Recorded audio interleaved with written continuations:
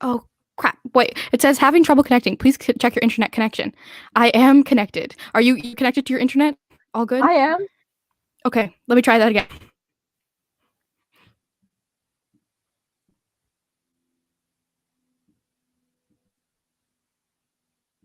Okay, why is it doing this? Okay, can you comment in the chat, like, real quick, technical difficulty? I think we're live. I see the live thing now. Hi, guys. Oh my god, we're live. Wait, sorry, I guess we've been live 30 seconds. It's all good. All right. Great start, Olivia. Great start. Okay. Nothing better. I mean, you guys, what do you expect from us? We're like, I mean, this is Nikki and Olivia. Oh, I'm seeing people I know. Hi, Kay. Oh my gosh. Hi. I am excited. Oh my gosh. It's like, has anyone else seen the first episode of Adventure Time where it's like at the end, all the candy zombies turn back into people, and like what is it, like in the background you just hear all my dead relatives? Like that's how I feel right now.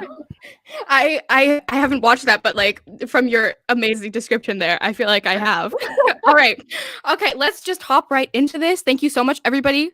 Oh my gosh, great start, guys. Okay, so we're talking about how to start a Wattpad account in 2021. And this is basically a beginner's guide to Wattpad and how to start growing from 0 readers in 2021. But I'm not alone. Olivia Vaughn, fellow Wattpad star, is joining me to give you a different perspective. She's seen the platform grow and change over the past 5 years. Our combined perspectives and experiences might just be enough to convince you to get that Wattpad ball rolling. Woo. Yeah. And Olivia, and you guys already know she's here because we've been talking. That's it, you ruined the surprise. Oh no. Darn. Who would have thunk that Olivia was here too? Okay, go ahead. Hi, I'm Olivia, a typical high school student by day and a fiction-obsessed dork by all the time. I specialize in contemporary young adult with a passion for queer romance and way too many musical theater jokes. I've been writing on Wattpad since 2015 and have a cumulative total of over 220,000 reads. And right now I'm kind of panicking because I'm like, am I reading the correct part of the outline? But it's fine. It's okay. We skipped a little bit ahead. We're just gonna pause, rewind a little bit, and we are. We would love. Sorry, guys, our first time doing this. We're working something out. But, we would love to know what your biggest struggle on Wattpad is, so that we can make sure that we're like providing you with like interesting content that you want to be here for in the live. So if you could comment right now and let us know what your biggest struggle is on Wattpad, we would very much so appreciate it, and we will go through those in a quick second. Because yes, and we have some more. I was totally flipping through this. So I was like, wait, what are we? So, all right. It's 2021, guys, and you finally decided to share your writing and you're wondering where to do that. So we have Wattpad here. So whether you're working from home or doing school online or just, bored, now's the time to do the thing, write those words and share them. I self-published in May of 2020, so I decided to start writing on Wattpad. And today we're going to take it all the way back to the basics and talk about how to start and grow a Wattpad account in 2021. If you use that excuse, I just don't have the time to do it. So we're just going to share our tips from the start. So the struggles on Wattpad that we heard from you guys, because we asked on our social medias and different things. Some things we heard: keeping up with the pressure of weekly updates, balancing Wattpad in school, keeping up with an update schedule, being seen in red, all of these different things here on the screen. And Emma here says, getting followers and reads. Some people who read my books don't follow, and I don't know if it's because of my writing or if that's normal. Roy says, I struggle with when to update. When do you guys think is best to update? What time? Keeping in mind time totally. And we are going to get into all of that. And Beryl says as well, it's definitely to keep up readers or keep a consistent schedule. So yes, and we are going to be getting into all of this during the live show. So I hope you get excited. Here is a super quick overview of what the plan is. We're going to talk about all these different things that are on the screen. And yeah, let's just hop right into it. I feel like I've been talking for a super long time, but yes, we're going to talk about writing online. I feel like we also had slides about me and Olivia, but I don't even know where those have gone. They have poofed away. Later in the Are they? Or they're right after our writing journey. Okay, Oh, like of little course. sneak peek. Yes. Clearly. Great. Oh, I love that. Okay. Okay. All right. Olivia, do you want to take it away? Kick us off with talking about writing online? Let's go. Okay. So, writing online. So, oh my gosh, it skipped. No, okay. Ah, I'm so sorry. Here, So, I can kick us off, and then you can find the okay, spot I'm we're so at. sorry. You guys are a mess. Are we surprised? So, when people think of Wattpad, there's sometimes a knee-jerk response where people are like, "Yeah, that's not real writing." There's like that wacky negative stigma around like writing online sometimes, where people sometimes think if you're writing online, it's somehow like worse or lesser or something like that. Right now there's more original fiction being uploaded onto Wattpad than ever. A few years ago there was that idea that self-publishing somehow inferior to traditional, that quote unquote real authors are traditionally published and stuff like that. But here's the truth. If you feel like writing on Wattpad is beneficial to your writing journey, then why not go for it? I personally was drawn to Wattpad because I wanted to share my writing, and I wanted sorry, I just totally got distracted for a second there. Why did I join Wattpad? I wanted some feedback, and honestly, I wanted some friends to talk to online, and people. I had people who wouldn't just tell me that it's good, like my real life friends might. I wanted people who had absolutely no connection to me, that wanted to hear about my writing. So yeah. What about you, Olivia? Why did you join Wattpad? So I have been on Wattpad since 2015. I I was 11. Like we're not going to talk about how that's a no-no. But I started to seriously delve into my current genre, YA contemporary, in early 2019. I never thought that Wattpad would play a big part in my life. Over the years, though, I built up an amazing community of readers who care about me and my writing as much as I care about them. So Wattpad isn't my end goal. This year I have projects I hope to finish and query, and I know that the trope of anonymous teen creator girl is not permanent. Still, the growth I've experienced, the friends I made, and the faith in my abilities I've discovered have definitely been worth it. There's no denying that Wattpad has definitely impacted the writer I am today, and I know I'm not the only one. There are other sites around like TapS and Radish, which are both online publishing platforms. I don't think either of us have too much experience with these, or any others like Inkit, but like Wattpad. Yeah, I've gone from writing fiction to writing original fiction, and honestly, it has been so much fun. It's been a time. I really hope I'm not talking too quickly. I totally feel the same way. I talk so fast too. I'm sorry, guys. We both are. I feel like I'm Lafayette and Guns and Ships right now. I'm like, no.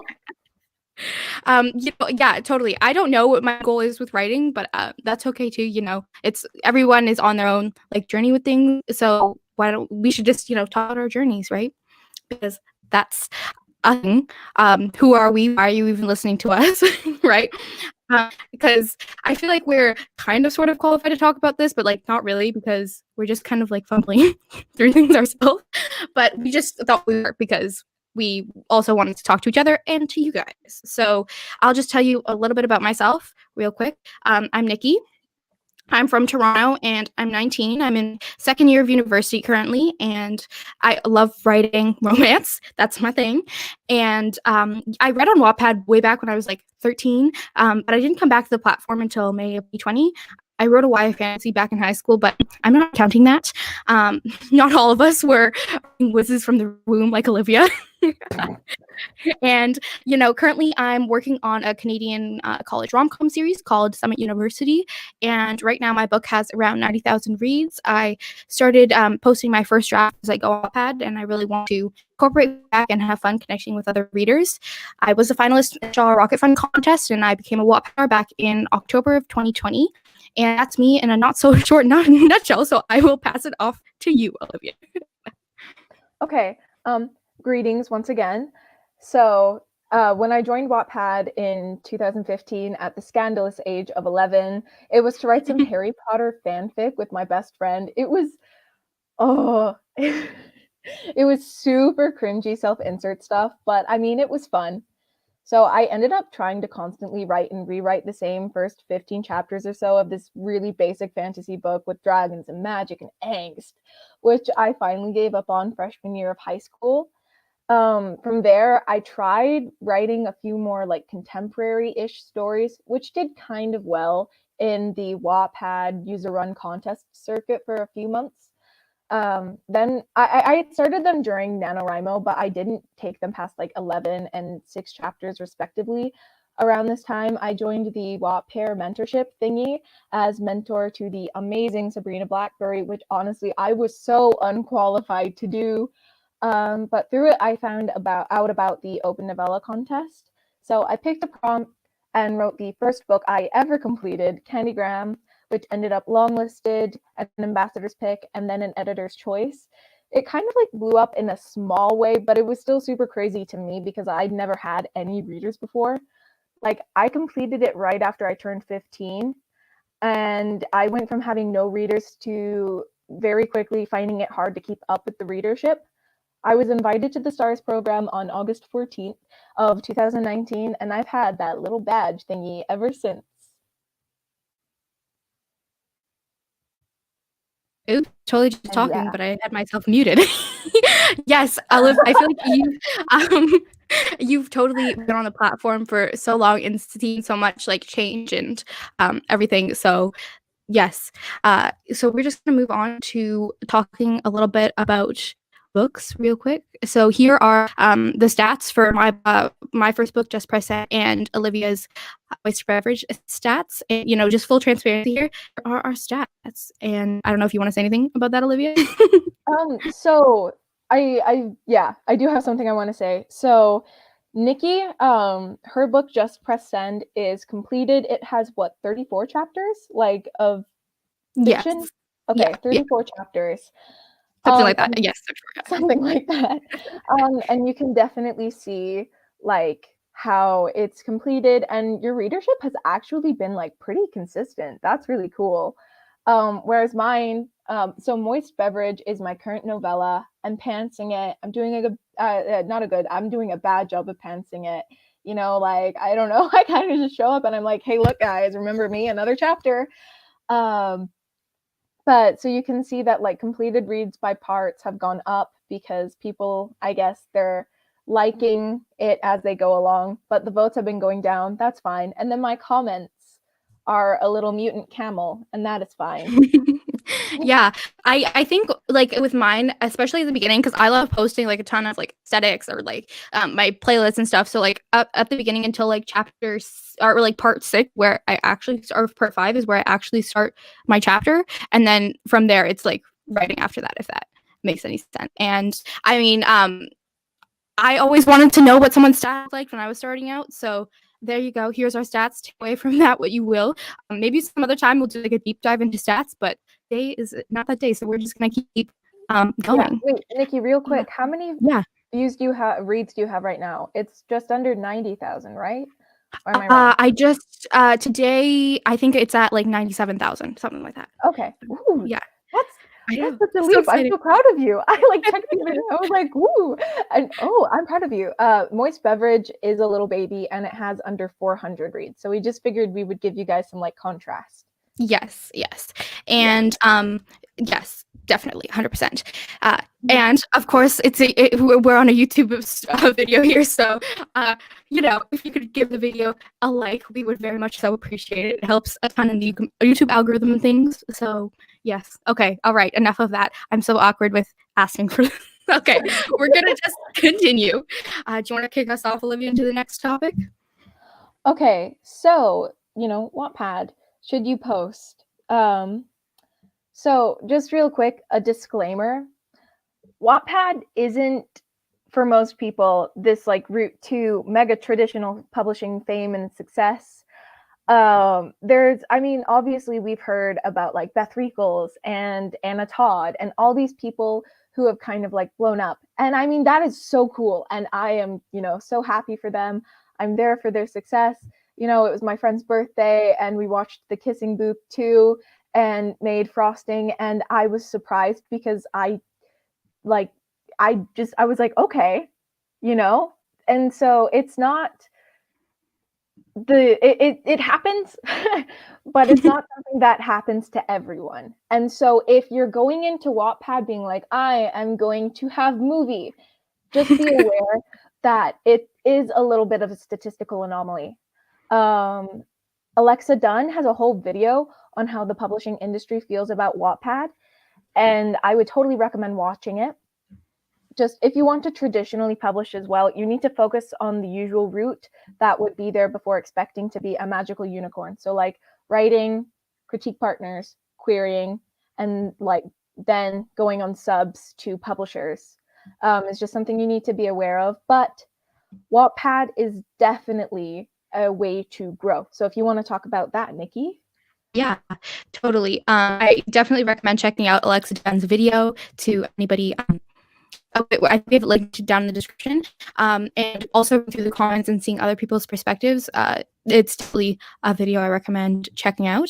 I think that everyone should kind of frame their perspective as using Wattpad as a tool. Wattpad's a tool to get your writing out there, and watching them probably serious about posting on Wattpad, and you want to leverage that tool kind of to the best of your ability. So we also wanted to talk about what does it really take to be successful on Wattpad, and disclaimer, we're definitely not the most successful people out there, but we're not too shabby. I think we got some good things happening. Going on, we're not the queens of the pageant, but we got little crowns. Yes. I love that. So we wanted to talk about what it takes to be quote unquote successful on Wattpad. At the beginning, I wanted to know how I was doing on Wattpad. Was the number of reads that I was getting good, bad, average? What I didn't have any benchmark. And first of all, getting into this, success has a different definition for every person. For many, success means a lot of reads. And that's great. Who doesn't want to be a viral hit or something like that? Everybody wants that, right? I mean, or not everybody, I should say, but I mean, a lot of people think that would be cool, right? And so Olivia and I definitely want you to shoot for the stars, but we're also kind of grab you with some expectations. So do you want to talk about that, Olivia? Heck yeah. So we're going to show you this screenshot from the forums way back when those were the thing. The thing, wow. From July 2018. So yes, these are ancient, but okay. So the top 10% of all stories on Wattpad have 500 reads, which if you think about how many reads, other stories have and your story has, you can kind of see where you lie, because if top 10% is 500, then wow, that is mega cool, So fun ad, 45% of stories have 1 or 2 reads. If you have more than 1 or 2 reads, you're already punching the Wattpad competition in the face. You should be proud of yourself for that. So we're just going to say this a little again for, oh my gosh, I cannot speak.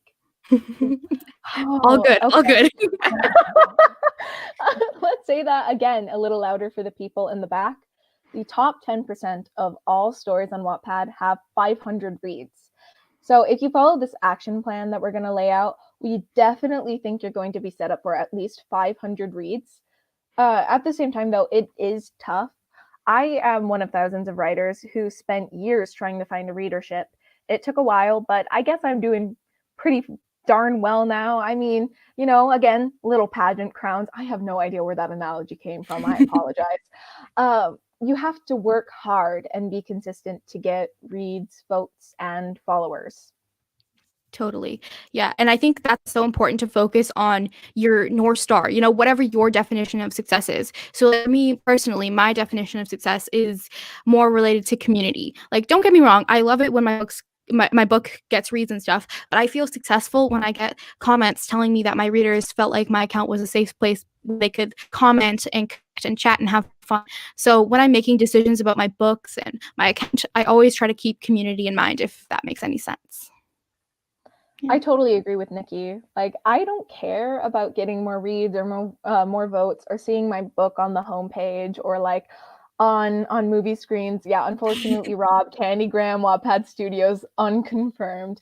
But it's like, I mean, these would be very nice things. Don't get me wrong. I would love to have Candygram, Wattpad Studios confirmed. But the real treat for me has always been connecting with readers. Like, I try to respond to comments where I can. Candygram has too much to handle now, but with newer works of mine, the interaction is the best part, honestly.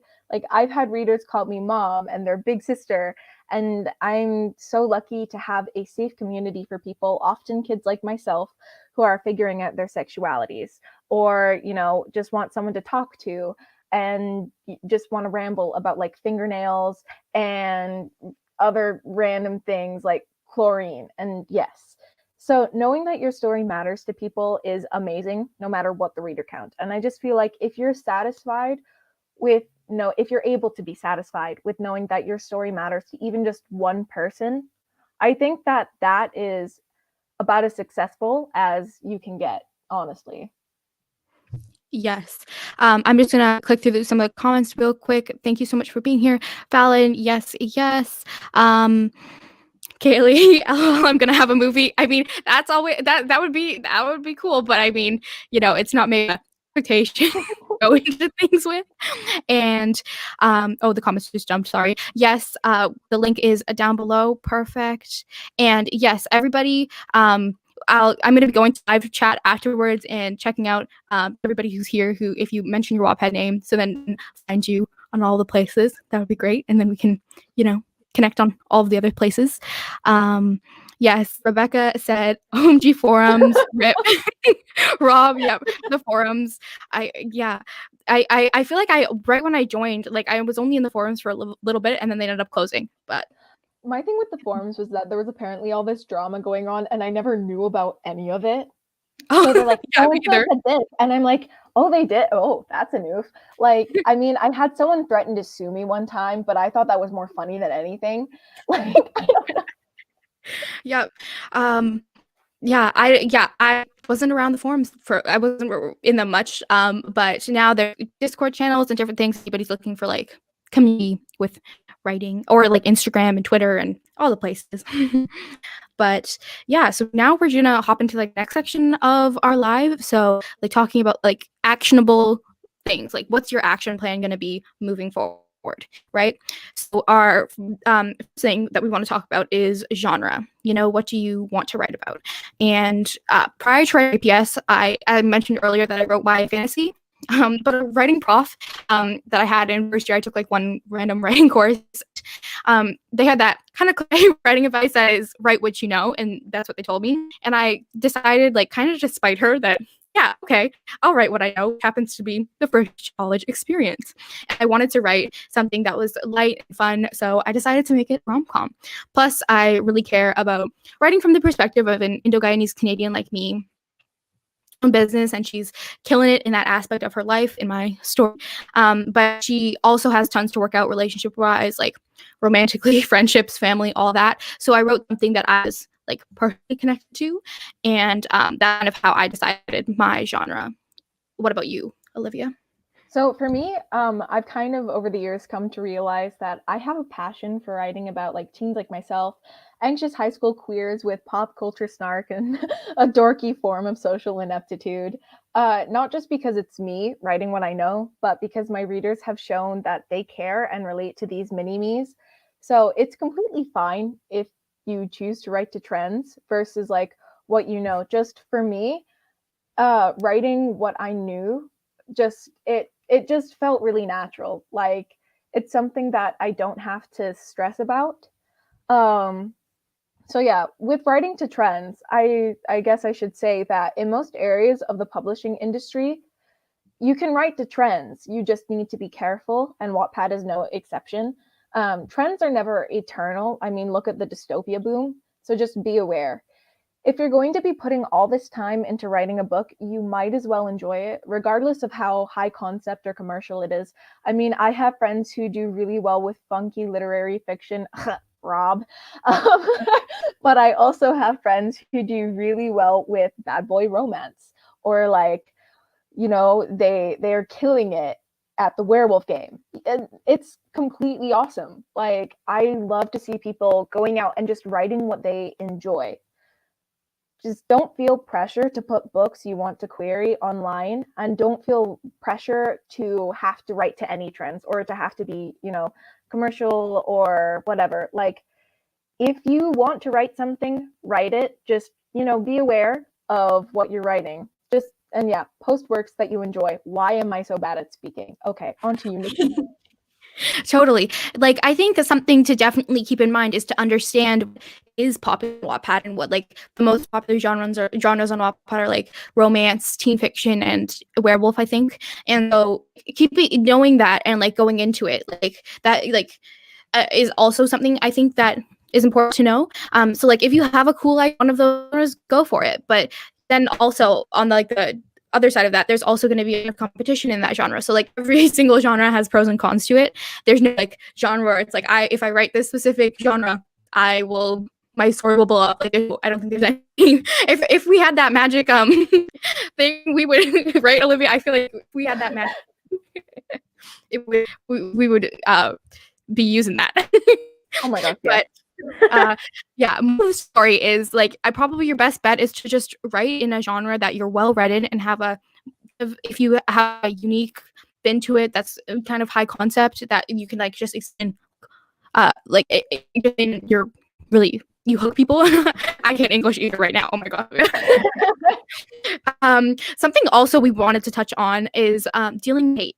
We're just gonna touch on this really quickly, but this could be a whole video in and of itself. Like, heck, each topic talking could be its own video, but I wanted to kind of make this a broad overview, and that's trying to keep it to. So, you know, you're going to get hate. It's inevitable. I've gotten hate. Olivia's gotten hate. But, you know, the way I try to frame it is great. Clearly, I know that person's not my target audience, and I don't want them in my community. So, like, that's how I try to frame it. Like, they're not right for my book. And that's fine, you know. And I'll also have linked down below. I think I already added it in the description, but Crystal and Felicity here on YouTube made a great video about dealing with hate on Wattpad specifically. So, and that really helped me when I was getting some hate, and I was like, I don't like this. I don't know what to do. And the way that they explain things really helped me. But yeah, what do you think, Olivia? So, like, in my experience, the majority of Wattpad is a very supportive community. Yes. Like, at the same time, though, trolls do exist. I've only had a couple, which is kind of spectacular, and I'm still honestly unsure of how, like, much of a troll they were trying to be. Crystal and I almost said Christy. Like, I don't know why.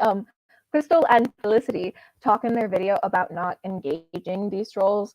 The few times I've received hateful comments, I usually just delete them, because honestly, your readers don't need to see that. My favorite response personally, though, like, if you can't tell, because I am bad at telling if someone's trying to like rain on my parade. So instead of having a big like Barbara Streisand moment, I just respond with like, you don't realize you love my book. I explained this to some pals in CC Creator server. If someone is mean to me or snarky or anything, I go in with this pity mindset, because they just don't realize the love my book deserves. And this obviously denotes stupidity, and I feel bad. So I don't know. It's also a really nice way to build myself up instead of feeling bad that, you know, I got some snark in my book. It's like, no, I deserve 13 planets and a zebra. Thank you.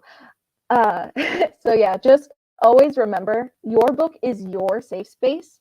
Do what you have to do to keep it as such for yourself and your readers. Now, obviously, there are some more positive and high road ways to deal with things, but I mean, no one can control the way you react. So just be aware that it's like, it's your world. We just live on it. I love that. All right, awesome. We're gonna hop into the next topic. So this is all about plot and craft, you know, how do you, like, what is writing? Writing and writing well is a whole can of worms that we're just going to touch on, and other resources below as always. And if you guys want, maybe we can have a whole thing about craft of writing. Let us know. But in terms of Wattpad, there are two main ways of posting. There's option A, where you write the entire book offline and then post it to Wattpad, and then there's option B, where you write as you post. If you guys want to let us know what you do in the comments, that would be cool, and we can look, see what perspective you guys are coming from. But like for me, I tend to have a pretty extensive outline going into my book, and then I write as I go and I post as I go. Whereas Olivia is a mixings, but I'll let you talk about it in a second. I recommend, if you can, be like Olivia and write at least a couple chapters beforehand so you have a buffer. If you miss a week of writing, then you still have to post, because consistency is really key on Wattpad.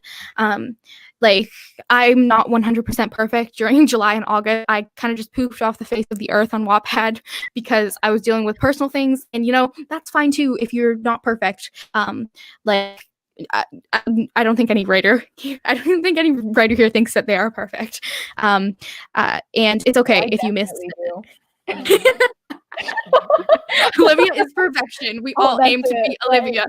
That's it. Who doesn't want to be me? Yeah, 100%.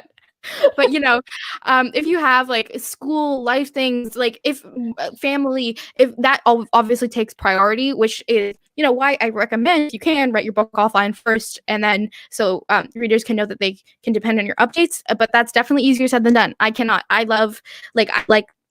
just can't. I can't hold back chapters. As soon as I just have to get them out there. But I know Olivia differently. You do it, Olivia. So, I mean, I do, a lot of the times I write as I go, and then I'll write something and be like, must post, must have friends, must do thing. So yeah, I have no impulse control, if you can't tell. But so I saw this D&D style alignment chart one time that said I was a true planner, and honestly, it fits. When I write, I usually jot down ideas in the middle of the night, that in the morning look like a toeless chicken on LSD tried to decode an alien cipher, but I guess it gets the job done. So while the majority of my books have been written and posted randomly, I have written before offline. I wrote my current novel that I'm uploading, Ocean Blue, during NaNoWriMo of this year, which was a rewrite of a really, really crazy first draft called Dry Spell. I hadn't been sure if I wanted to write it, but an author whom I really admire read it and told me she was enjoying it. And after months of panic and being like, oh my gosh, pressure, I figured, hey, if she's going to read it, maybe I should know what's happening, because the pantsing energy was intense and a little too much to handle. So now, having written offline and online, I've noticed that my readership definitely increased at a steadier pace with a consistent offline schedule. So not sharing can be tough, but something that's helped me has been finding writer friends and venting about my book. Because yeah, it's definitely hard to just write offline and keep it all to yourself when it's I could be posting this, I could be posting this, I could be posting this. So using Wattpad as a tool to make friends is definitely something that might help you to keep down the temptation if writing offline is something you think might work for you. Just figure out if you're a planner or a pantser, and how much temptation you can beat away with a stick, because it is hard. And just make that work for you as best you can. Totally. Yes. And I'm going to hop through some comments quick. Vanessa said, kill haters with kindness. 100%. That's my, just kill them with kindness. And Beryl said that, okay, but I can't be the only one who tries to add a cliffhanger after every chapter. Yes, I totally feel that. But I feel there are interesting ways to add a cliffhanger too, that aren't as intense all the time, because I feel they're me as a reader, when I'm reading, I kind of get annoyed. I'm you know what I mean? I'm don't do a major reveal chapter or something like that. Sometimes you can just leave it on opposite. I find you love it so hard to put in cliffhangers. Like, it's Oh, because oh, I okay. don't read much serialized fiction. I mean, like, I read a lot of web comics. So, like, I've been binging Seed for months now. Like, I wait a couple weeks to have more chapters and then I just binge them. And I'm like, oh my gosh, oh my gosh, oh my gosh, cliffhanger, cliffhanger, cliffhanger. And I like read works with cliffhangers, but then I read so many traditionally published books which aren't designed to have cliffhangers. And so I have like this tendency where I'm like, okay, I can kind of have a cliffhanger, but I need to resolve this as quickly as possible. Um, I think you talked about in a live stream one time, like trying to answer questions every couple chapters, but then like Right. putting in new questions to answer. So you should Mhm. totally talk about that. Yes. So like in my intense super outlining process, I think of like all of the questions that would come up in a reader's brain about like about that chapter in that chapter. Like something in my book, for example, is at the beginning, my character makes pro con lists, but I don't explicitly say like this is what the pro con list is for. She just deletes a list in the first chapter. And it's like slight little thing where like, oh, what is or no, that's not a good example. Maybe like her business. I keep that a little bit of a secret, like what her business exactly is, and I kind of stretch that out for the first little bit, and then the reader kind of wants to know. It's like in the background. It's like I'm curious about what her business is. She mentioned it a couple times, but like I'm teasing it a little bit into, and like I feel like there's a fine balance between stretching things out for too long and then just annoying the reader. Like they're like, okay, you teased it enough. I just want to know. And then like, so I try to have all those straight in mind when I'm outlining of like this is how I long like the big major things that I want to reveal at the climax, like I stretch those out for a pretty long time. But then there's just like mini cliffhangers of like who sent the text that she just got, or like sometimes I find like cliffhanger chapters that like end on a reveal, like on some revelation by the character where she's like, oh my gosh, I actually like so and so, or like like stuff like that is also really cool. Like it doesn't always have to be like who is at the door. I don't know. Um, so yeah, that's my thoughts on cliffhangers. Emma said, I write a post, but also write and then post on certain days. Vanessa agreed with Beryl about the cliffhangers. Yes. Um, can someone teach me to type A? But I'm always that's like, yes, I'm super. I don't know if Olivia. I pretty am organized with what a lot of my stuff. I Oh, don't know. you're super organized. Like Nikki is like I Oh, feel like you're yes. the one super close to being type A. I'm like a Mhm. type X, honestly. Like I am so off the scale of being like a functional human being. I it's it's I kind think of I think Fallon was talking like how I mentioned like there was A, you write the book offline, entire offline, and post it to Wattpad, and mm. then there's B where you write as you post. I would also love to learn to write a book offline, Fallon. Yes, and because I am always the second one, I always write as I post as well. So, but I mean, sometimes you just uh, write as you post. I mean, there's like I don't know. I feel like if you've proven that you complete your stories, then readers are more willing to stick with you as you post. And if you miss a week, they're like okay with it because you've proven like I can write and complete a story. But especially with that first book, if you can write that book offline, so then for sure you can finish it and then can on you. That's great.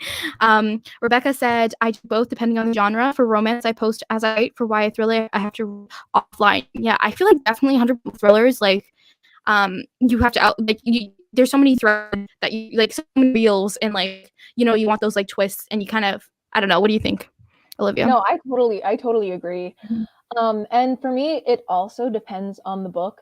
Like Candygram, I was able to post as I went, and I think I completed it. I know it was under 2 months. It might have been something like 5 weeks, maybe. Mhm. Um, and the whole reason I was able to do that was because I knew exactly where it was going.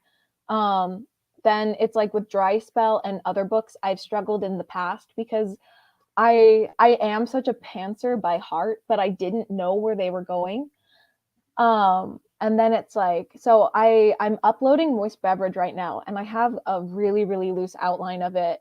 It's more just like dad jokes than anything, and I feel bad for anyone who's ever like read the outline because it's just me making jokes at myself.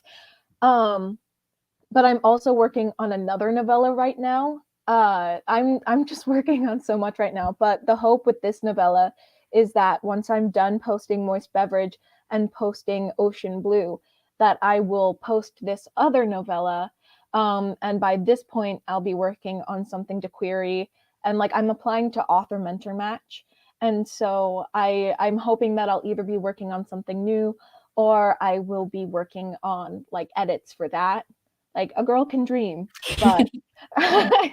so it really does just depend on the book. Totally.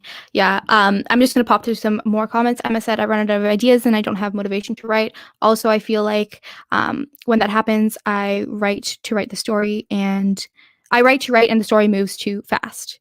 Vanessa said that I write offline and then would edit depending on comments and feedback. Emma said, I get excited and want people to read what I write. When I write a good chapter, yes, I feel that. Rob says, how do you live that wild life, Nikki? Please tell us more. I have to write everything offline first, or I have nightmares about posting chapters made exclusively of others' notes. Sorry, guys, no chat. Oh my gosh. I've had a lot of like 4 a.m. mornings where I'm like up writing because I said I would post on Friday and it's Saturday morning at 4 in the morning and I just got to get the chapter out. So Friday somewhere. yeah, it's Friday somewhere. So I'm yes, I don't know how I live this wild life, but I just don't have any time to write offline. Like I am literally always up to my deadline. I myself made. So eventually, at some point. Sorry, what were you saying? Oh no, I tried to do that last like at the beginning of quarantine. I had 2 books that I was working on and it just got to be so much being like I'm going to publish on like Fridays or like Thursdays and Saturdays. It was so bad. Oh my gosh, because I don't like sleeping with technology in my room because for whatever like I just don't like the temptation to, stay up working all night because I totally will. I have a lot of like issues being able to sleep as it is with me just like laying in bed and doing nothing. So like if my laptop is there, then I'll have the temptation to be like a productive human. So it's like I then had to do everything during school hours and it just got to be so much.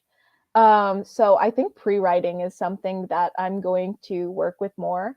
Because yeah, it's so hard to write everything before and keep it to yourself. Like totally, yeah. Ocean Blue is 33 chapters long and over 75,000 words, and I'm just staring at it all, and people keep commenting things, and I'm like, I could tell you what happens right now, but I can't.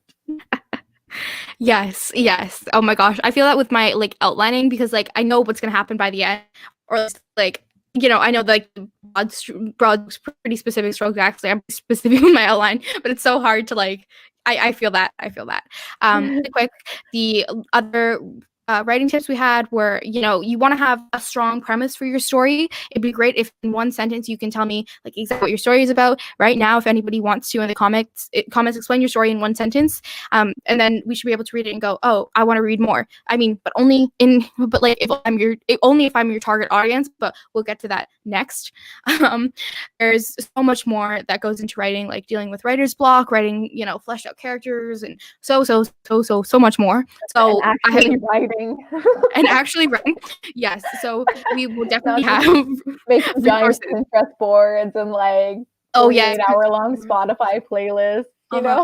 Yep, 100%. So we really have linked in the description more resources if you're looking for stuff like that. We can talk about it sometime.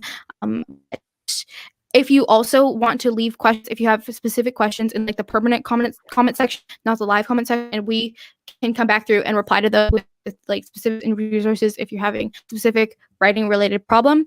But we are going to focus more on the other aspects of Wattpad. So aside from writing, so like for example, we're going to get into target audience. So not reaching your target audience, gathering the audience, finding generators on the site. All of those types of things is what we're diving into next. Olivia, do you want to take it away? Awesome sauce. Okay, so you've decided your genre and your demographic. You've made an assessment of, what's popular and trendy on the site and weighed that with what you're interested in writing, and you found your swanky sweet spot. Oh my gosh. Okay. Now you want to determine who your target audience is. Your target audience is your ideal reader. You want to envision in your head this person is of X age, if you have a gender in mind, interests, as specific as you can make it, while still realizing that, you know, people who don't fit this might still find your book and enjoy it. Yes. Yeah. Like, for example, my target audience is readers like me. Since I wrote the book I wanted to read, so that's pretty easy for me to determine my target audience. Like, I want my readers in my community that are about like 18 to 25 years old, women in college who like fangirling over all things fandom and like a weird sense of humor.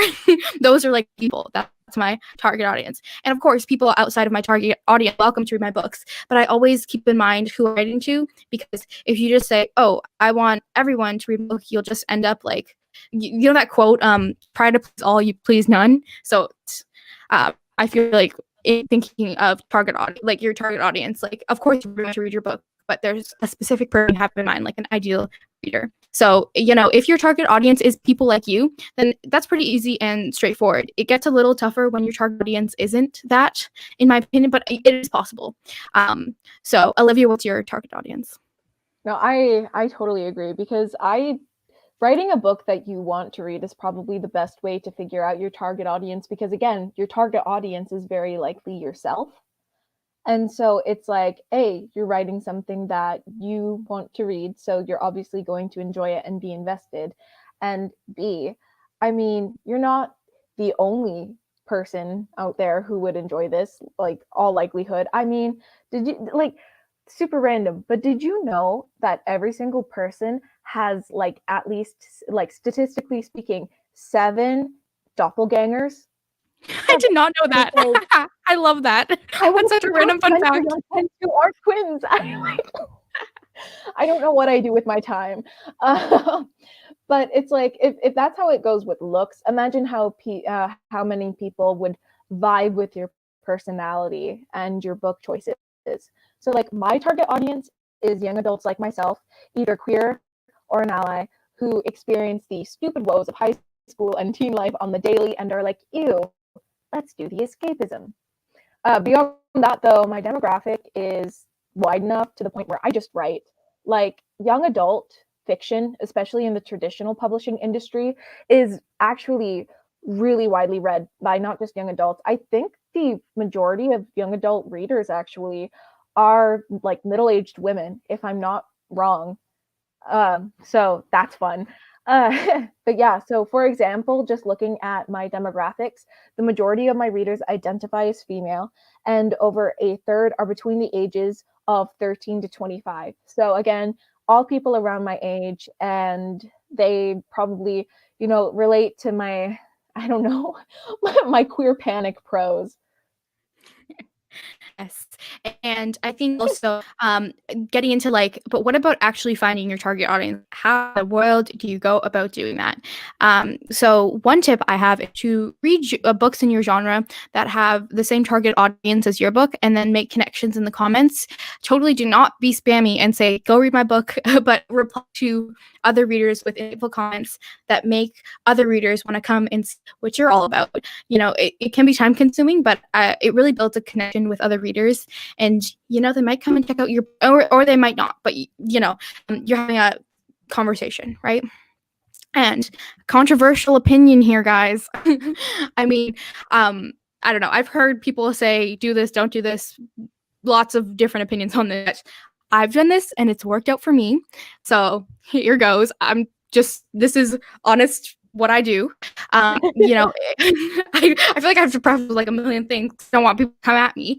But I mean, if I'm reading a book with similar themes to mine and I think readers of that book will enjoy my book, sometimes I will message them. And emphasis on readers here. Usually writers have a ton on their plate and they have time to read other books. And when they do read other people's books on Wattpad, they usually their friends' books or their readers' books. At least like me, I typically like Olivia's book is one on my TBR right now. And so like, yeah, sorry, I just lost my train of thought. Yes, comments. Yes, writers, blah blah blah. So you have to. Writers are busy. I'm losing my train of thought. You're so good. They read, so you read your friends' books, and you don't read a book from someone who DMs you out of the blue usually. What I do is that if I'm reading a book that meets that criteria I mentioned above, it's a reader who book it matches my similar audience, target audience, and then I will message. But like as I mentioned before, I see someone who's like comments that I laugh at, vibe with their comments, and I go check out their profile. I see if they've been on Wattpad for a while, like they created their account a while ago, and they have just reading lists and no book published. I assume that they're a reader, and then I also read their bio and their wall to see if they don't want reading requests. Some people put that, and only then do I DM them politely recommending my book. Then and only then. I don't just mouse to their like wall or whatever conversation tab, whatever it's called, and I don't write. And like when I message them, I write an individualized message to them with their name, maybe something that they mentioned in a comment of the book that I found them from. Like it's very specific and individualized, not mass messaging a million people. But I mean, that's also part of my personality. I like connecting with people and talking in DM and comments. But if you want to post to Wattpad and not interact with people or don't have the time to, like, don't message people asking them to read your book, because like a lot of people that I message up genuinely like becoming friends with them, and I get to know them really well. Like I make a connection with them, and if you don't want to do that, your message or your message might come across as a little bit fake and not really genuine. So Yeah. just some thoughts there. It's a controversial opinion about messaging people, and That's it. Like, I mean, the way that you've described it, it does sound personal. Like I had someone, and I mean, I still laugh about like the audacity of this. So I had one time someone post on my wall being like, "Hey, this is a really nice author, and they're a really good person, and I think that you should read their book." And I was like, "Thank you so much for the recommendation. I don't have time right now, but I will definitely be adding them to my list." And then they got mad because I wasn't going to read them right away, which was kind of a, huh, okay. Yeah. And then it was just a whole thing. Like, just remember, guys, you have a mute button for a reason, okay? And other people have a mute button for a reason. So be a Nikki. Don't be a random person I ended up blocking because they wouldn't leave me alone about how, if you're going to sass someone, at least sass them correctly. Like, oh my gosh. No, yes, 100%. If someone's like, I'm not interested, then I like, you're just nice. Like you're not like you just, everyone's a human on either side of the screen. You know what I mean? It's like, I feel like remembering that is so important. But yes, that is what I have done, and I've made really good friends that way as well. So yeah. Now we're gonna hop into personal branding. I feel like that sounds like so extra, so marketing-y, but Olivia, do you want to kick it off with personal branding? Heck yeah. Okay, so you've decided like your genre and you figured out kind of where your target audience lies. Now it is time for branding. So, what is personal branding? Basically, it is your reader's perception of who you are. While a large part of branding is what you would expect, like your covers, your graphics, and all that jazz, it's also how you appear and how you act. So, like, I grew up in the age of YouTube guru DIY girls, and from just looking at their highly saturated, often clickbaity thumbnails with ducky kissy face expressions, you would think, okay, it is back to school time. I'm going to paint some notebooks. That's kind of like overall marketing. You look at someone and you're like, you do this, and you can immediately tell. However, it's inevitable that the viewers of these YouTube girls would develop a preference. So even though this was an oversaturated industry, 12-year-old Olivia definitely related to / liked some creators more than others. And that's what you're going for with a personal brand. You need to be yourself, like seriously, do not change yourself, but you need to be consistently yourself. Readers will figure out who you are, how you interact with them, how you want to be interacted with, and this is, the goal. You want your readers to feel comfortable around you, and you want them to know what to expect. And eventually you might get to the point where your reputation might precede you. So like back when the forums were alive, especially rip the forums, I had a lot of, this is Olivia's book, she's like bubbly and fun, or this is Olivia, look out for her dad jokes. outside Wattpad, these are things people say about me, like, every day. I feel so bad for my English teacher because the dad jokes, like, they don't stop. They don't. But online, it's really nice to know that I am consistently delivering someone my readers can expect, and someone that, they feel comfortable with. They know who I am, and, we're friends, we're pals, we're bros. It's a time. Now, this, like, personal brand person that I display for everyone, it is still me. Like, anyone who talks to me can see this. If I've ever commented on your book, I'm probably even more unfiltered, sorry, but still myself. So several authors work hard to promote themselves in a way that gives their readers a friend, someone who deserves their time, comments, and votes. So yeah, whereas an overall brand is someone being able to recognize you as a creator and what you create. A personal brand is just you being a fun version of yourself that both you and others will enjoy. Yeah, totally. And I also see sometimes people separate their branding from like for their book and their branding as an author. And I think that's fine. It probably works best if you have like a target audience that's really different from who you are. But the downside of kind of is that readers will go to like your book and the branding, your branding for your book, but not necessarily you as an author. So then when you move on to your next book or your next series, they may not necessarily follow you over because they were just there for that specific premise or that specific series and not you as an author. So what I recommend is focusing on making a personal brand that's genuine to who you are, but also appeals to your target audience. So like, for example, I use a ton of GIFs and I talk about what's going on in my life that, why I feel like that resonates with my target audience. And I also just like talking about my life and seeing how other people are doing and stuff like that. But if you're writing like hardcore sci-fi, maybe your readers would like it if you talked about like the connection of the science you're writing to the real world, or I don't know, like science jokes. So like, yes, totally just like be you, and also keep in mind like who you're talking to.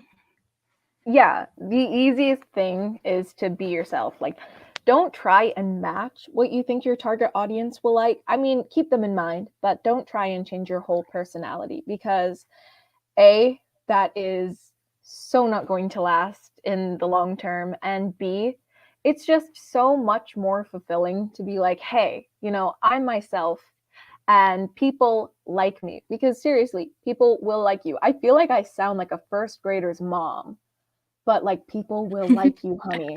Um, so yeah, and another thing, don't try and copy someone else's personality because I mean you can, but it's so much easier to just be yourself. Like when I look at Nikki, I'm like, she's super bubbly, super sweet, and has the most benign crackhead energy in existence. And this is just, this is just I how can't. she is. You do, okay? Like your author's notes, I read them sometimes and I'm like, is she okay? Yeah, she's okay. No, yeah, she's okay. This is just how she is, okay? And we love to see it.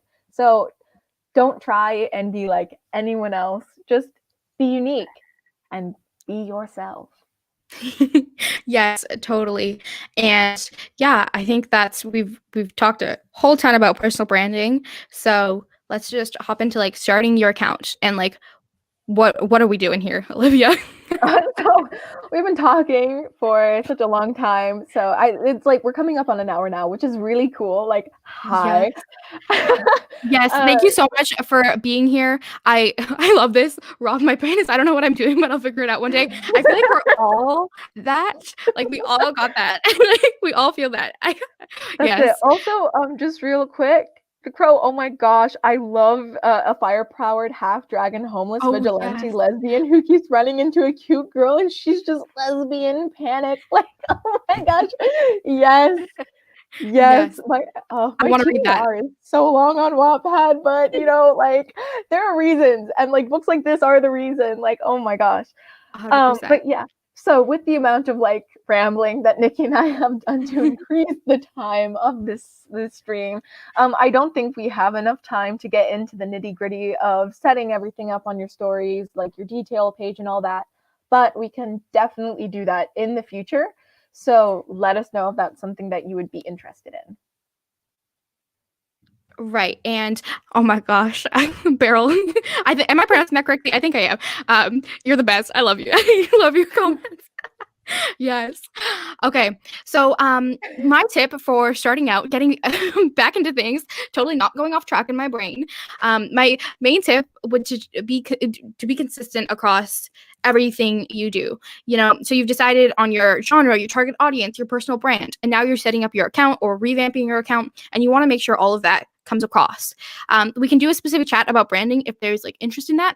But from what I see, there's like kind of like three main aesthetics people have. There's like a lighter color scheme with more neutral colors. There's a dark color scheme with darker colors and more like black in it. And then there's ones with pops of color like mine and Olivia's. I feel like both of us have like bright color. It's our thing. That's nice and fun. Yes. And do you want to talk about branding? Yes, yeah, sorry. I'm like, I keep zoning out. I'm just like, it's the simulation's fault. It's not mine. So, my branding is definitely more focused on like my illustration skills. So I really love to draw. And this past summer, I finally was like, you know what, I'm doing it. So I started using more illustrations in my covers and around on social media. It's been really cool. I've done some work with Wattpad and Canva, and I've also made some money off commissions. I don't know if Fallon is still here, but like Fallon, I love you. You're the best. For my own covers, I usually go with like very pastel, almost neutral color schemes, but still like colorful. I don't know. I'm very bad at describing things. How am I a writer? But they often suit the theme of the book. So like pink for the Valentine setting of Candygram, teal for the seaside setting of Ocean Blue. And it's worked really, really well for me. I always get tons of questions about my covers from new readers and followers. And really, my tip is just figure out what looks nice, what would appeal to you as a reader when coming across your book, and most importantly of all, what you are able to replicate as you start new projects. Because, like, I have some friends, like Nana, I think their tag is aerodynamics on Wattpad. That's their handle. Whenever I come across a cover of theirs, I'm like, that's Nana's book. Yes. And, I'll look and I'll be like, I was correct. This is their book. And then I feel super proud of myself. So, you should definitely be consistent and let randos looking through recommended pages find your book and feel proud of themselves, like me and Anna. Totally. And I feel like just like I try and stick to like three main colors in my color schemes, you say. You kind of want to keep in mind genre, your target audience, and like your personal brand, what you do to match those. And, look at what other people are doing, like draw inspiration from me, Olivia, other people you follow. And in terms of like cover, blurb, that juicy goodness, we'll have some resources down below because again, that's a whole another can of worms. Quick tip covers would just be to see what's performing well in your genre. You don't have to read the wheel and do something completely different. Like you want to stand out, but you also want readers to see your cover and immediately know, like that's romance or that's fantasy or that's sci-fi or genre or demographic you're going for, right? Make your cover and then like compare it to next to like talks currently in your genre. Does it fit? Like when you make it tiny as like a little nail size, does it still like can you still read everything? If it doesn't, is there a specific reason why you've done that? And also for the blurbs, again, see what format's working in your genre. So a lot of romance blurbs I've seen start off like snippets of dialogue, which is an option. And personally, I went for like a catchy line that explained my premise precisely and quickly, and then got into the meat of things, which I saw in a lot of successful paid stories on Wattpad. Yeah, I would definitely say that looking at paid stories is a super quick way to see what you could be doing with your book and like your blurb setup and cover design and everything. So like, for example, looking at From the Other Side by C Creator or Never Kiss Your Roommate by Felina Harms would be a great way for me to see what other YA queer fiction is doing. Same with Night Owls and Summer Skies by Rebecca Sullivan. Or like if I were Nikki, I might look at The Opposite of Falling Apart by Micah Good to see other new adult college romances. So like look at who's doing things well in your genre and then take that and make it your own. So I'm going to say the same thing with covers. Illustrated covers like mine are probably the biggest modern day trend in traditionally published young adult. However, on Wattpad, there are multiple other styles that encompass the genre. So like Rian Perry just redid her cover for Boy Who Broke Mirrors, I think that's the title, to kind of fit the more like minimalistic style of Wattpad. Because on Wattpad, the other styles are mainly either photography with typography or super duper minimalist vibes, like little clip art type things with bold fonts. So on and off Wattpad, look at covers of books you love, books that you would compare to yours if you were to pitch it to someone. And then from there, just do what feels right and what comes easily to you. Sites like Canva are particularly well suited to easy designing, and public use photography are easy to, or photos are easy to find off sites like Unsplash. So like if you need to even, you can find graphic shops on Wattpad that will make a cover for practically free. Just always remember that books are judged by their covers. And so make a cover that you yourself would judge kindly. Totally. Yes, and now we can hop into the next topic. Very exciting. Marketing. Yes, I feel like the 9-letter word of doom. literally. I feel like, yeah, immediately when people hear marketing, they immediately jump to the idea of big ads and billboards and very really, though marketing is just an extension of your brand. And yeah, you need to focus on the packaging of your book, getting your book out there. Like, it means nothing if the cover blurb first chapter isn't enticing, because you might be able to hook a new reader, but they'll dip after the line, right? Make sure, first of all of that shines, and then start thinking about getting exposure. So, like, my personal recommendation would be to create accounts on all of the different platforms to get your handles. For handles, I recommend using your name or a pen name with like author or books or write or something like that, because it's professional and easy to remember. So grab handles. So grab the handles first to make sure that someone else doesn't take them, but only start posting on one social media. Master that platform and then on another, and then keep repeating until you're happy. Like, if you only want to be on one platform, that's fine, and you're that platform, that's great. If you want to be on all bajillion of them like me, then that's great too. Like, I personally knew Instagram well, so join the other platform faster and learn them. But tip would be to think about where your target market is on social media. So, like, for example, Twitter is where mainly the writing community is, and there's not necessarily a ton of readers. Well, there are, but it's just harder to reach that community, I think. Whereas on Instagram, on the other hand, it's a lot easier to reach readers. What do you think, Olivia? Going off that, for me, I joined Twitter first because I listened to way too many writing podcasts, and I knew that the writing community there is super large.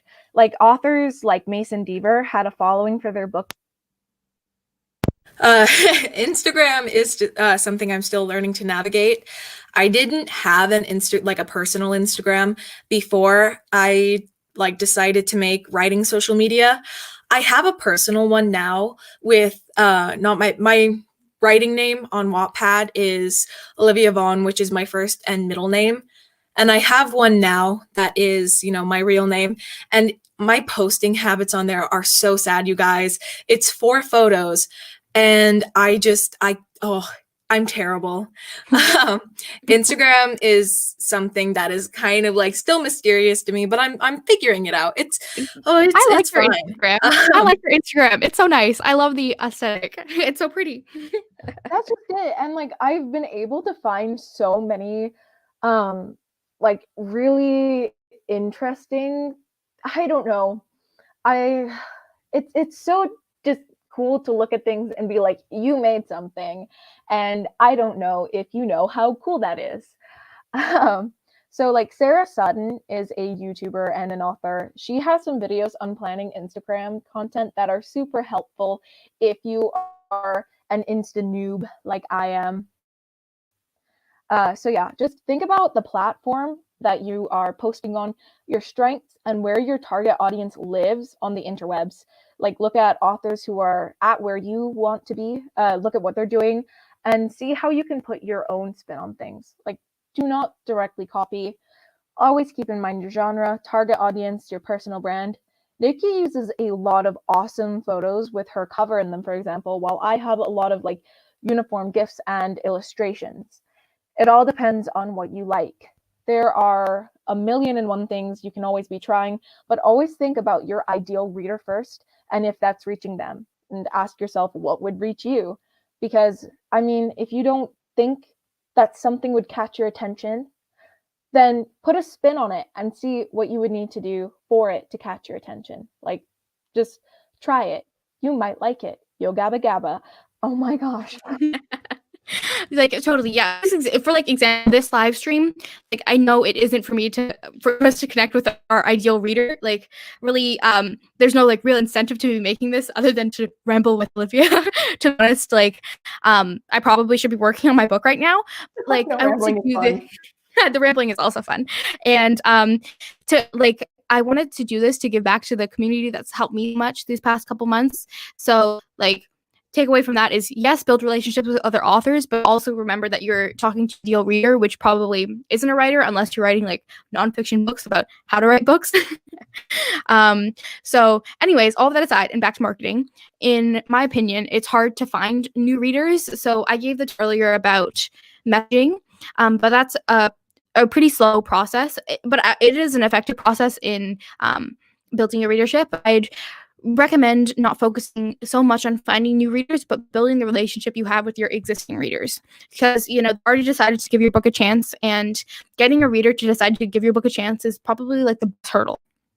What I think more writers should like spend their time on is engaging people that they already have in their community. So talking about that, we're into the next topic, which is engagement. Some fun and creative strategies. I don't know how fun or creative you guys think they are, but I love this stuff. And engagement, I mean, it's such a fancy word, but I just consider that as like making connections. Like, honestly, the way you go about doing this is really, really connect to your personal brand and your target audience. I don't have any like one way fits all solution to this. I can only tell you what I do based on my personality and my target audience, and my target audience who happens to be people exactly like me. So that makes that a ton easier for me. Like, if you're getting people that are really different from you, it might be hard to make that connection, and you might have to be a little bit more creative. But first of all, I think if you're thinking about reaching out to other people and getting more exposure, but you haven't replied to like every single comment on, go do that first. Start a conversation in your comments. Get to know your existing readers first. Like, I try to talk to anyone who comments, follows, adds my book to their reading list. I try and connect with all of them. Yeah, same here. Like, for me, I prioritize comments above all else because these are the readers, and I know several of you guys are here. Hi. These are the readers who have something to say, and I want to hear them. So, like, even if it's cat hissing noises or I need bleach, I still respond. Especially with my newer books, which have little baby comment sections that still need some watering and steroids and spinach, and yeah, it's fun. And the more you interact with your comment section, the more your readers will realize you care, in my opinion, at least. Like, I consider the majority of my readers like really, really good friends because, you know, we share stuff. I'll have a paragraph that's like, so and so is a douchebag, and they'll respond with, man, so and so is a douchebag, and I'll respond with, heck yeah, they are, and they'll be like, man, here's a douchebag story I have, and I'll be like, that sucks. Here's a douchebag story I have, and yes, douchebagging all around. So I used to thank every single person who followed me or added my book to their list, but it's a bit hard to consistently keep up with now. So instead, I just make sure to thank people for reading my book on their convo pages, something I can tell by them like voting or commenting on the last chapter. It's also kind of a sneaky way to promote your book. Shh, like, no one needs to know. Because I mean, if I go to someone's convo page, like my friend CC Starfield, I'll be like out and about, and I'll be going to like thank someone, and I'll see them like with the comment, oh, thank you so much for reading Kickflip. I hope you enjoyed it and blah, blah, blah. Have a fantastic day. And I'm like, Cece knows what she's doing. Because I mean, before I read her book, Kickflip, I was like, man, I should read one of her books. And I saw her interacting with people everywhere, being like, I hope you enjoyed it, which is always a question I ask. Like, thank you so much for reading Candygram. I really hope you enjoyed it. Have a fantastic day. And more often than not, people will respond to that like, oh my gosh, yes, I loved it. Or even just like a, yeah, bro, anytime. um, so it's just a really nice way to A, interact with your readers, B, promote your book, and C, to show potential readers that A, people will like your book. And like, I keep using ABC things. I should stop that. But also to show them that you're an author who will interact with them. And so if that's something they're looking for, and in my experience it is, then, you know, they can rely on you. Again, though, comments are my holy grail, like comments for the win, baby. I just Totally. I feel like I always say totally to everything you say, but yes, I 100% agree. no, Like, I do too. We're the totally club. yeah, and no matter what the algorithm is doing or anything like that, no matter if your book is like featured or anything like that, I think like the best way to grow is to build a community. Don't treat your readers like fans, like treat them like friends who take the time out of busy lives to read your work. You know, yes, you're providing entertainment, but your readers are giving you their time, and like someone's time is so valuable. So like treat that with respect and kindness, I think, or at least like that's just my opinion. I don't know. But yeah, so we are going to hop into the next topic, which is next steps. So, you know, you've heard basically all that Olivia and I have had to say. Thank you so much for sticking around for an hour and 15 minutes. Right now, like if you've gone and looked at all the other additional resources that we have below, and you've watched every single video out there on YouTube about growing on Wattpad, even like the ones from 5 years ago, you know, you've done all of that. You've done all the things. But here's the truth. Like, stop creating content and go create your own. Like, just create. Because I feel like I was stuck in a loop for so long of like, how do I do everything perfect and like get everything right? But it doesn't have to be perfect. It doesn't have to be like, you don't have to have every single step figured out. Just like go create and do it and put out there. That's it. Like, of course, plan your book if you need to, you know, have a couple chapters ready, solidify your branding and marketing. But in the end, you just have to press publish. Like, that's a nice title working, Nikki. Just press publish. I think that you should like make a Wattpad writing style guide and call it just press publish. Oh my gosh. Stop Yes. listening to the advice. Like, do it, honestly. Like, take it, do it now. But yeah, just stop listening to the advice and do the thing. Don't wait, just go for it. My dad, I was talking to him this morning and I was like, oh, I want to do author mentor match because like I want to start querying, but I don't think this book would sell well because it's like sapphic and it's a weird genre match. And then he's like, you always say you're gonna do stuff and then you don't do it. Like, oh my God, do it. Quit whinging, do it. And I'm like, Dad, he's like, get a job. And yeah, so just do it. I told him, I was like, you could sell sports shoes. He's like, they couldn't pay me enough. But but I was like, yeah, it's a whole thing. Just you guys, this book, this thing you're writing, you are the only one who can make it happen. This might sound a bit cliched, but I don't care. This is your baby, okay? There is nothing more admirable than putting out art into the world. Writing is hard, but it certainly doesn't have to be lonely, okay? Out there is somewhere someone who wants to care about your book, but they just don't have it yet. If you write it, they will come. Field of Dreams style. Seriously. This is something only you can do. And like, I don't know, isn't just thinking about that kind of amazing? It's like a chosen one moment, except you don't have to convince Greek gods you didn't steal that lightning bolt or carry a sexy, temptatious ring to Mordor. Like, I don't know. I need to sleep more, okay? Writing is hard, but it's super worth it. And you've totally got this. Oh my gosh, Olivia, I love that pep talk. I just need that on replay every time I feel down. I would like a personalized Olivia pep talk.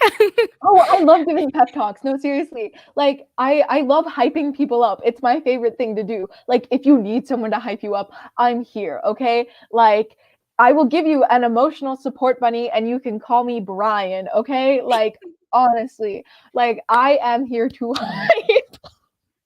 Yeah, 100%. And I feel like writing can sometimes feel lonely, but I feel like on Wattpad, it's like there's such an amazing community of people that you can reach out to. And like I connected with Olivia because she popped onto one of my live streams, and then this is happening. Like I don't know, like I feel like it's such a like you have to put yourself out there a little bit, you know? Oh, totally. Like, I never really thought like I didn't expect to be invited to the Wattpad Start program at all. Like, I always was like, if I ever like write, for an actual thing or do anything important with my writing, I'll be like 30, and I'm so cool with that. But I was 15, and Karen Little messaged me and was like, "Hey, Brew, is it you? Hey, hi."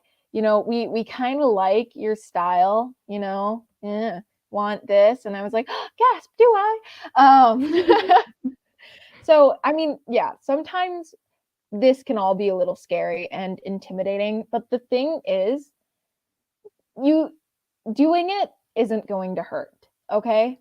Like this sounds so like, oh my gosh, I feel like I'm a dad in a 70s show, like growing pains. Like, I mean, it's nice because that means, I could give birth to Marty McFly, but like, just.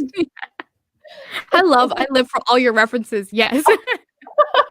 I'm just excited to like have my son like bound in and be like, Dad, we have to go see Bruce Springsteen's concert.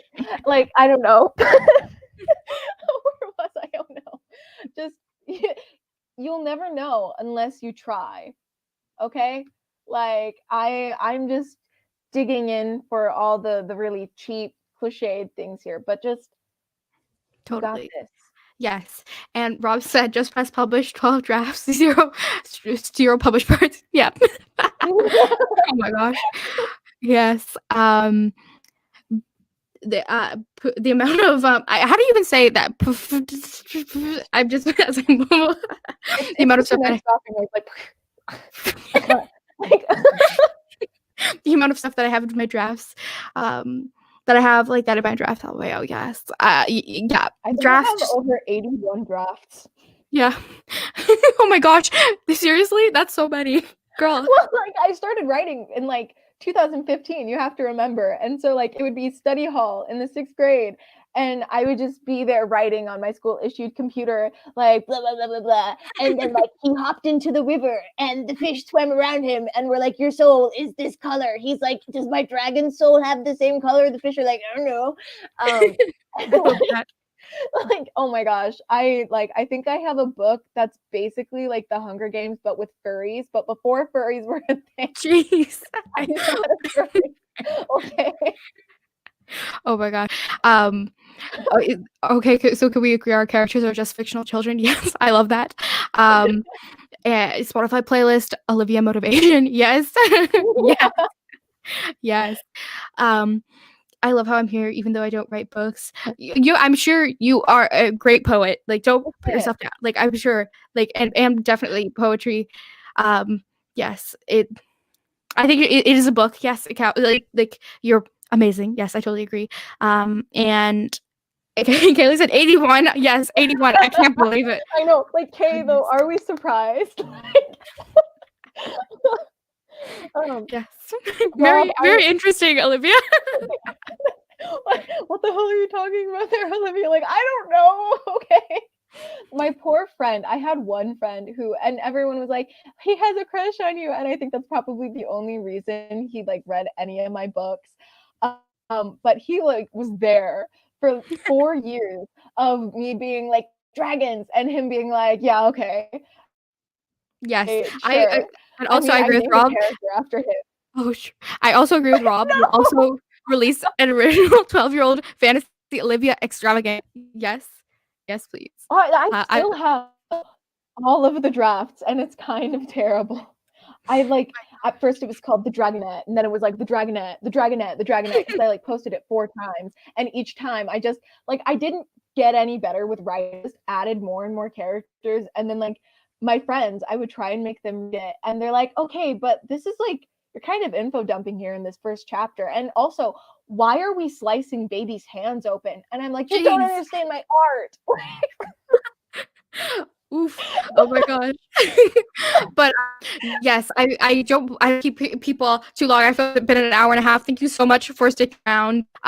Super quick down below I have a Wattpad checklist if anybody is curious about all the different things that I like to do as when I post, because I like to apparently like post on Instagram and Twitter and all of the different things that I do. I have that link down below if anybody is curious. And also I have a blog post. I'm gonna type a blog post version of this video and post it on my blog soon if you prefer to read the tips, even though you have listened this far, so thank you very much. But if anybody like wants to look back at stuff, anything that we talked about, I will type it up into a blog post.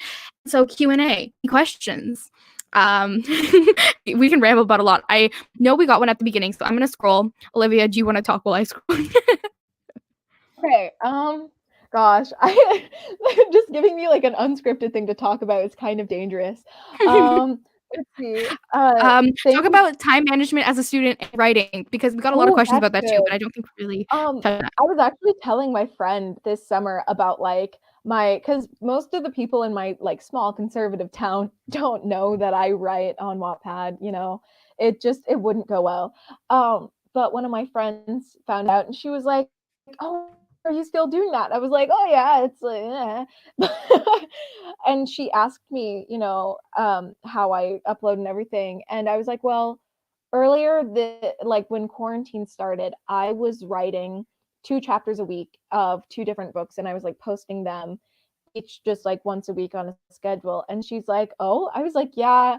So I was writing about 4,000 words a week. She's like, "With school?" And I'm like, "Yes," because we had a chemistry class that was supposed to be half an hour, but the teacher just hated us, and it ended up being on average 3 hours long. So I feel like um the whole thing with like balancing school and writing is just recognizing that real life comes first. And you know, I think that it does take, you know, if you give it this approach, it does serve well to, you know, kind of incentivize Wattpad a bit. Because for me, instead of because there have been times in my history of writing on Wattpad that I felt a lot of pressure to upload, even back when I had 0 readers. Um, it's just one of those things, you know, if school and family and friends is coming first, then, you know, it's nice because this means that Wattpad, you can afford to have it come second. And it becomes more like a treat then. And so it's like, you know, I completed homework. I get to write now and things like that. It for me personally, it just enables me and I think quite a few other people to treat it with a super chill approach. I don't know. That's just my experience. Totally, yes. And I found at the beginning we had a from Rebecca. I struggle with when to update. What day do you guys think is the best date and what time? Keeping in mind time zones. I personally, I update on Fridays. I don't know if it's good or not. I think honestly sometimes like I don't know in terms of like Wattpad stuff, Olivia, but like as long as you're consistent with it, I think that's a great thing to do. And in terms of time zones, I usually update because I I don't pre write my stuff. I just literally I like to update as soon as I can get it out there for my readers. And I'm sure you could be more consistent, same date, same time every week or something like that. But what do you think about that, Olivia?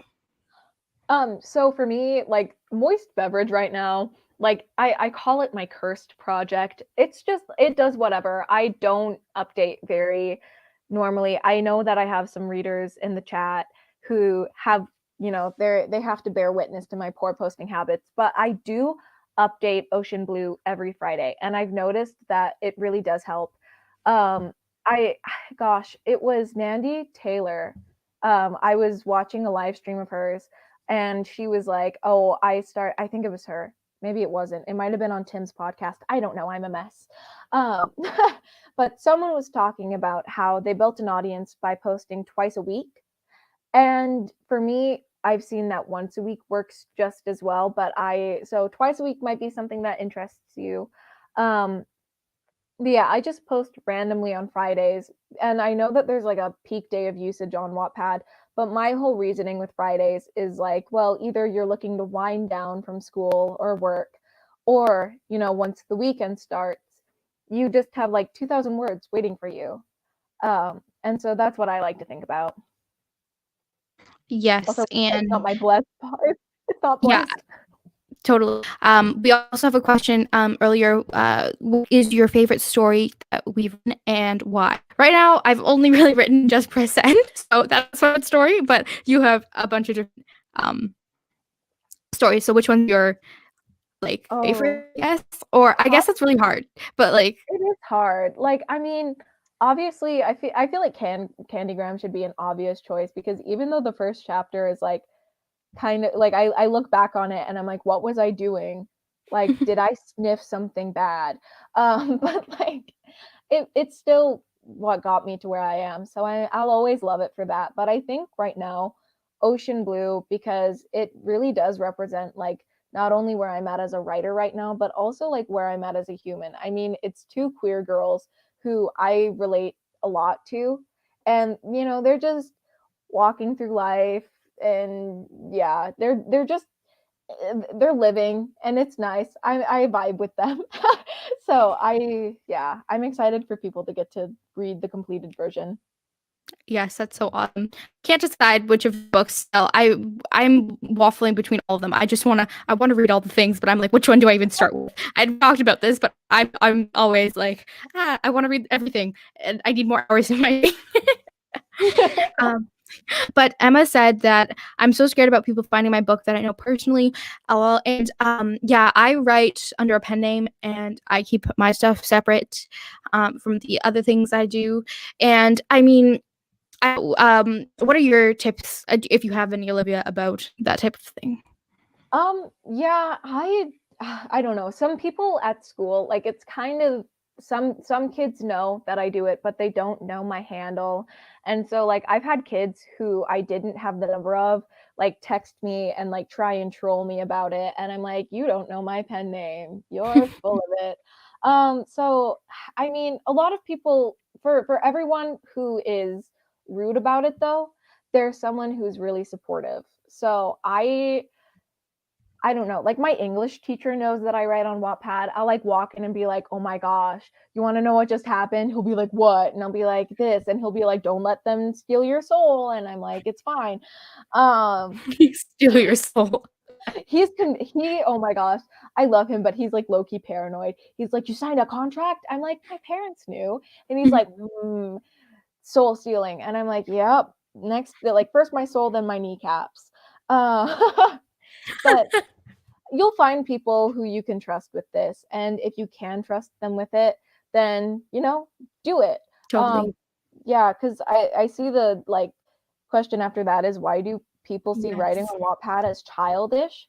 I don't know. I have a friend who's like, he's like, get a new platform, and it's like, well, I like it here. I don't love everything about Wattpad, but I like the majority of it, and I think that what I don't like, I can be someone who helps to change that.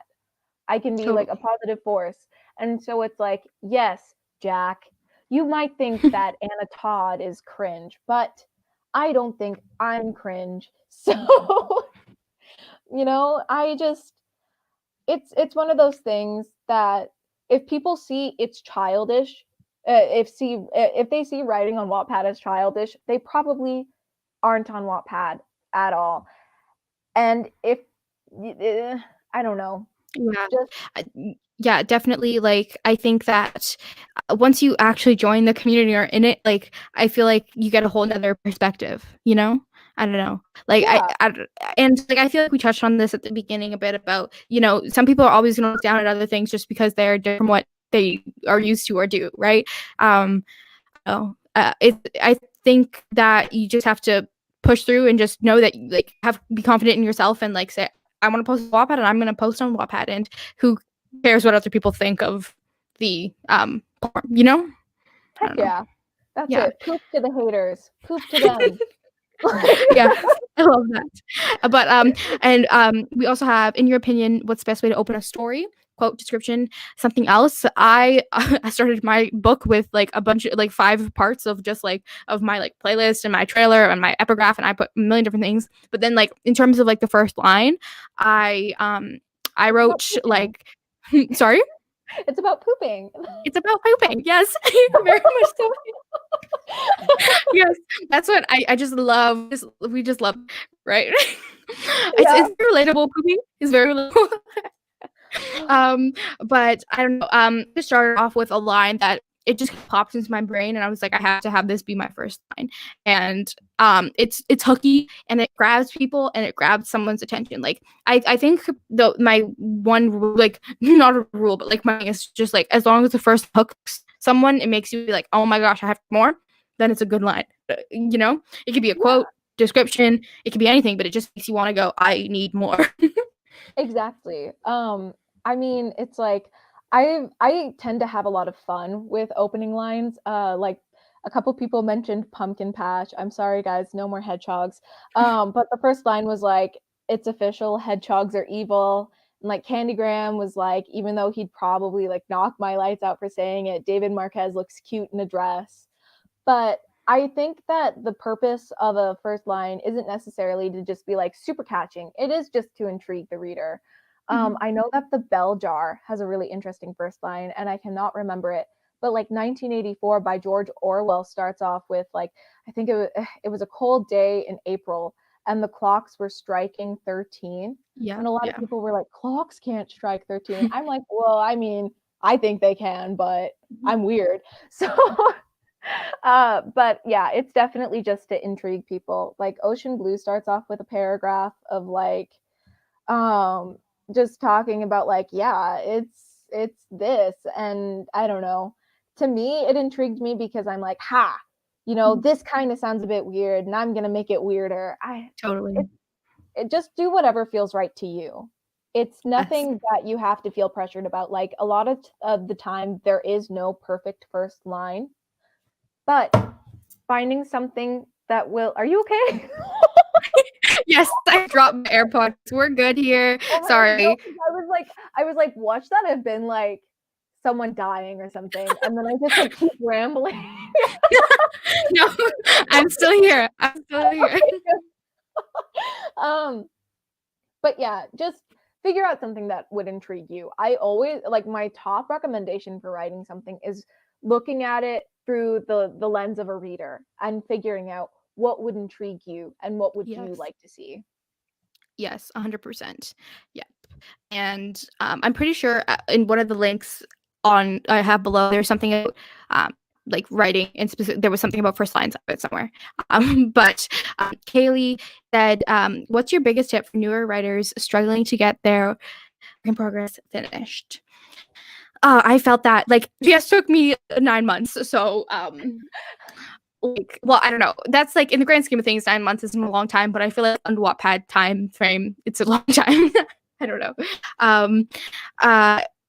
Honestly, like I used Wattpad as an ability to get my story done, and that's that's how I literally was like, I have readers expecting my story every week. I need to meet that accountability. You know, I don't know.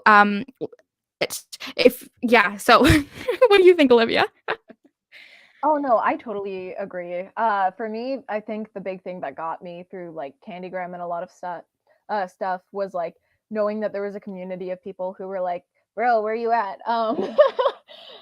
And yeah, because unless you're a different Kaylee, which I mean with my look, but I know that you've written some books, Kay, and I would actually love to hear what like you think, you like what your advice would be, because for me, it's just like I don't know. I'm just like the type who's like, you have to grin and bear it and just like get through it. I so that's how I am. I don't know if it's like the martial artist in me who's like, you're almost done, do it, like self-discipline, like no mercy. uh but yeah, I think that it just, if you want to do it, you will do it. Yeah. Yeah, just go for it. And then we got the question, when is the best time to start a book after the first month? So for me, I just finished Just Press End December 31st, and I'm planning on starting posting Just Call Me on January 15th. So I'm waiting about half a month, and that's me outlining the time I'm using to outline and just get ready to start posting. So that's me. What about like, I don't think there is an amount of time. I think it just depends on you and your schedule, you know? I don't know. What do you think? Yeah. For me, it really depended on my schedule. Like after I completed my first book, I waited so long to start another, and people were like, "Why?" And I was like, "Well, I don't know. Do you know?"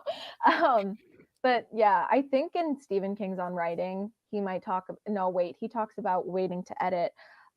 Just from what I've seen, a lot of people are like, I'll finish a book, and then some people might just like hop immediately into another book, and then when they're done with that, they'll go back and edit the first one, things like that. I know some people who they'll finish a book and then they'll like wait a couple months and just take a break from writing altogether, and then after like a couple months they'll come back to the book they just finished and edited it. I think it's completely it depends completely on your goals as a writer and where you want to go. So yeah, just decide what works best for you, whatever you're feeling. This is a nice no pressure place, we Yes. just vibe. Yes, 100%. And I think that is all of the questions we have. We've kept you guys for like almost 2 hours now, so thank you so much. 100 minutes, guys. 100 minutes. That's such a nice number. 100 minutes, yes. And the number one question we were asked before this live stream was how to get more reads. How do I make my books exposure like readers? That was a lot of the questions we were getting, and we like this was a really great basis for starting your account and setting it up for success, I think, hopefully. But we didn't really talk too specifically about like getting tips for getting more eyeballs on your story.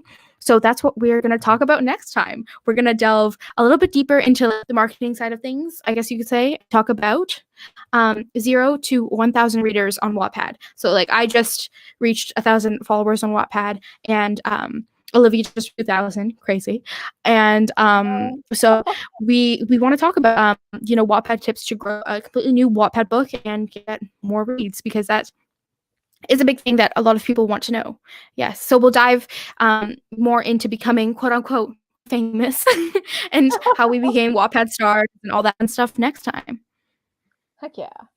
So, and yeah, if you guys have any questions, like, either DM us, I would say, on like, I think any social media platform would work. Do you have a preference, Nikki? I think we're pretty much everywhere. Probably like Instagram is the one I check the most. But I mean, I check everything. I'm just, yeah, I'm everywhere. I'm omnipresent. Like we are all wanker.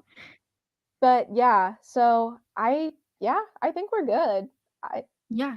And if you totally, if anybody wants to leave if you have further questions, or if you're watching the replay and if you leave questions below the video, I can reply to them and we can talk about it in the next live, and let questions you have live, if you're able to come, we'd appreciate it very much. Right now, the tentative date, I think, was Saturday, February 13th, I think, is the tentative date for the next one.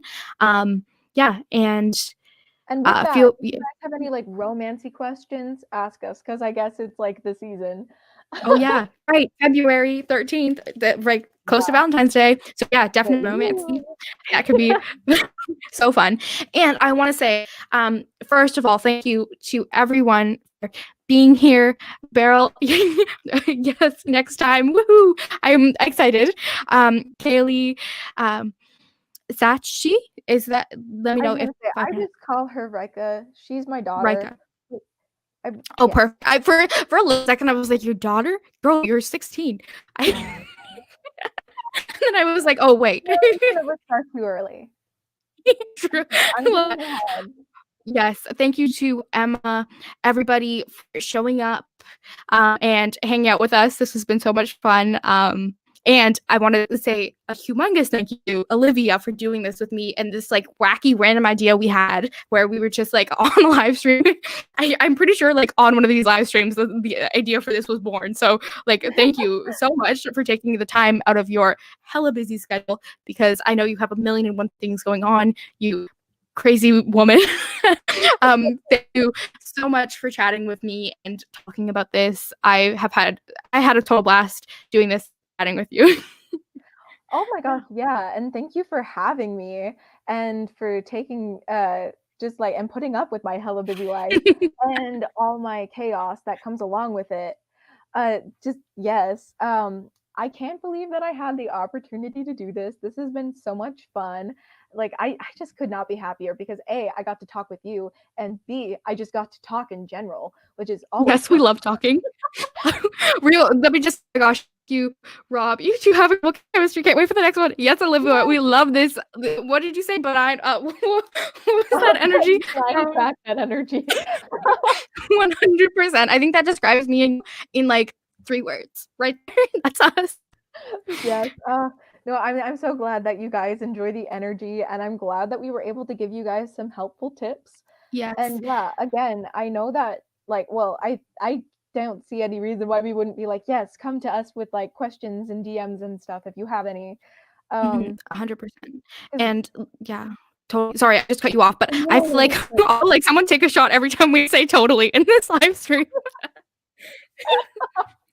Well, or when we giggle and laugh, like that's us. Oh my gosh, no, you have the best laugh, honestly. You do. I know we do, but like yours is so cute. I feel like I'm like a donkey. Anyway,